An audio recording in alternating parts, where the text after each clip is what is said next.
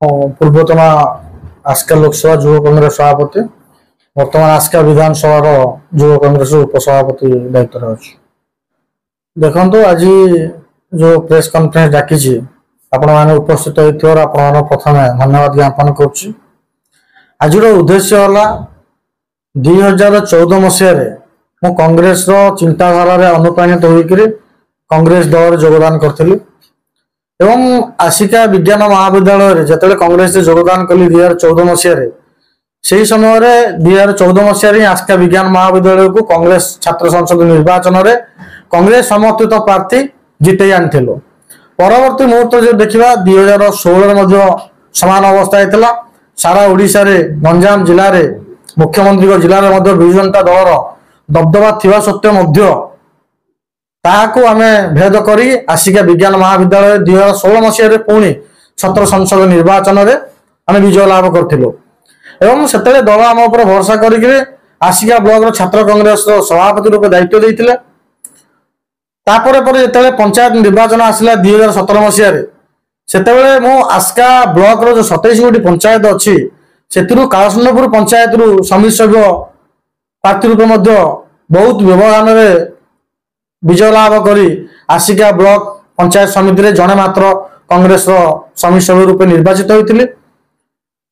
ତାକୁ ଦୃଷ୍ଟି ଆଗରେ ରଖିକରି ରାଜ୍ୟର ଯିଏ ସେତେବେଳେ ଯୁବ ସଭାପତି ଥିଲେ, ପିସି ସଭାପତି ପୂର୍ବତନ ନିରଞ୍ଜନ ପଟ୍ଟନାୟକ ଆସ୍ଥା ପ୍ରକଟ କରି ସେତେବେଳେ ମୋତେ ଆସିକା ଲୋକସଭାର ଯୁବ କଂଗ୍ରେସ ସଭାପତି ରୂପେ ଦାୟିତ୍ୱ ଦେଇଥିଲେ। ତାହାକୁ ମଧ୍ୟ ସୁଚାରୁ ରୂପେ ମୁଁ ତୁଲେଇ ଆସିଥିଲି ଦଳର ଗୋଟେ ଶୃଙ୍ଖଳିତ କର୍ମୀ ହିସାବରେ।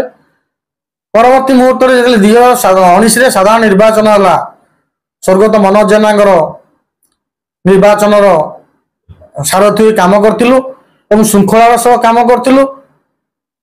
ଗଞ୍ଜାମ ଜିଲ୍ଲାରେ ଦ୍ୱିତୀୟ ନମ୍ବର କଂଗ୍ରେସର ଯେତେ 13ଟି ଯାକ ବିଧାନସଭା ନିର୍ବାଚନ ମଣ୍ଡଳୀରେ ପ୍ରଥମେ ରମେଶ ଜେନା ୱିନ୍ କ୍ୟାଣ୍ଡିଡେଟ୍ ଛାଡ଼ିଲା ପରେ ଆଉ ଯେତେ କ୍ୟାଣ୍ଡିଡେଟ୍ ଥିଲେ 12ଟା କ୍ୟାଣ୍ଡିଡେଟ୍, ସେଥି ଭିତରେ ମନୋଜ ଜେନା 2 ନମ୍ବରରେ ଥିଲେ 10,000 ଉର୍ଦ୍ଧ୍ୱ ଭୋଟ ପାଇ। ଏବଂ ମନୋଜ ଜେନାଙ୍କ ମୃତ୍ୟୁବରଣ ହେବା ପରେ ମଧ୍ୟ କଂଗ୍ରେସକୁ ଆମେ ଆସିକାରେ ବଜାୟ ରଖିଥିଲୁ। ସେ ବ୍ଲକ ଘେରାଉ ହଉ କି ଜନ ଆନ୍ଦୋଳନ ହଉ କି ଲୋକଙ୍କ ସମସ୍ୟା ହଉ, କାହାର ରାସନ କାର୍ଡ ହେଇପାରୁନି, କାହାର ଭତ୍ତା ହେଇପାରୁନି, କାହାର ପଟ୍ଟା ହେଇପାରୁନି, ଯେକୌଣସି ସମସ୍ୟା ଆମେ ଲୋକଙ୍କ ସହିତ ତୃଣମୂଳ ସ୍ତରରେ ଜଡ଼ିତ ଥିଲୁ।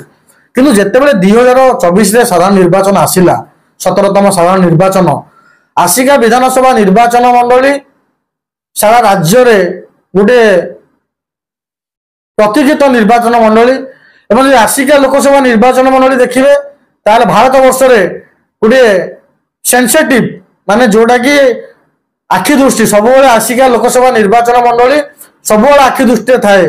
ସେଭଳି ନିର୍ବାଚନ ମଣ୍ଡଳୀରେ ଆମ ସହିତ ରାଜ୍ୟ ନେତୃତ୍ୱ ଆଲୋଚନା ନ କରି ରାତାରାତି ଭାବେ ଗୋଟିଏ ଲୋକକୁ, ଗୋଟିଏ ମହିଳା ପ୍ରାର୍ଥିନୀଙ୍କୁ ତାଙ୍କୁ ଏଇଠି ଆସିକା ନିର୍ବାଚନ ମଣ୍ଡଳୀ ଦାୟିତ୍ୱ ଦେଇଦେଲେ।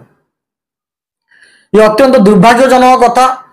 ଯେଉଁମାନେ ଦୀର୍ଘ 10 ବର୍ଷ ଧରି କଂଗ୍ରେସ ପାଇଁ କାମ କରୁଥିଲେ, ଶୃଙ୍ଖଳା ସହ କାମ କରୁଥିଲେ, ତୃଣମୂଳ ସ୍ତରର ଲୋକଙ୍କ ସହିତ ଜଡ଼ିତ ଥିଲେ, ଯେକୌଣସି ରାଜ୍ୟ ନେତୃତ୍ୱଙ୍କ ନିର୍ଦ୍ଦେଶରେ ସବୁବେଳେ ବ୍ଲକ ଘେରାଉ ହଉ, ସେ ବିଜେଡି ବିଜେପିର ବାହାଘର ହଉ, ଯେକୌଣସି ପ୍ରୋଗ୍ରାମ ଯେଉଁମାନେ କରୁଥିଲେ ସେମାନଙ୍କ ସହିତ କିଛି ପରାମର୍ଶ ନ କରି, ଯେଉଁମାନେ କଂଗ୍ରେସ ପାଇଁ ବଳିଦାନ ଦେଇଛନ୍ତି, କଂଗ୍ରେସ ପାଇଁ ଯେଉଁମାନଙ୍କର ଅବଦାନ ଅଛି, କଂଗ୍ରେସକୁ ଯେଉଁମାନେ ବଜାୟ ରଖିଛନ୍ତି, ସେମାନଙ୍କ ସହିତ ଟୋଟାଲ ଆଲୋଚନା ନ କରି ସିଏ ଗୋଟେ ରାତି ରାତି ଗୋଟେ ପ୍ରାର୍ଥିନୀ ଏଠି ଥଇଥାନ କରିଦେଲେ।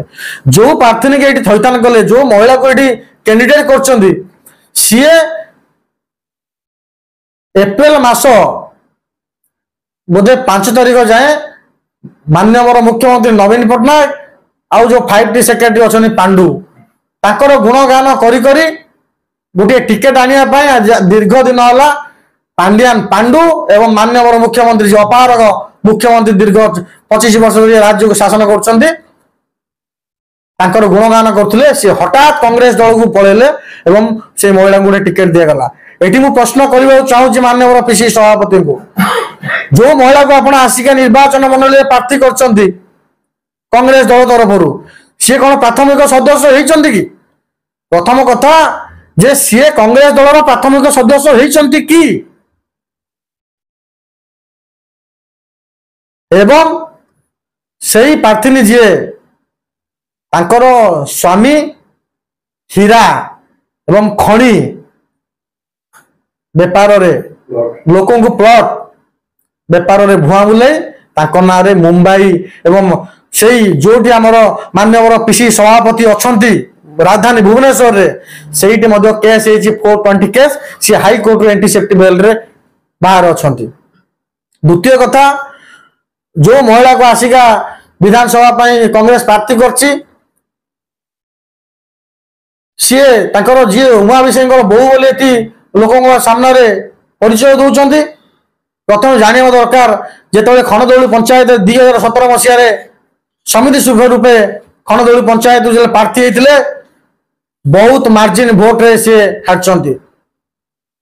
गोटे व्यक्ति जदि समिति सभ्य निज पंचायत उमाभिषेक बहु होगी जदि गोटे निज पंचायत समिति सभ्य जितने सक्षम नुहति से व्यक्ति को पीसी सभापति ये प्रार्थी केमिति कले ये बड़ आश्चर्यर कथा।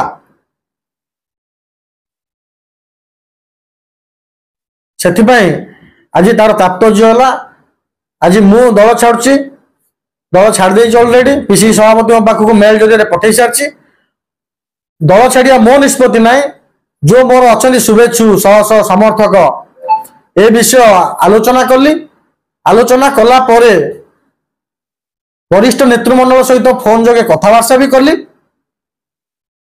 कथा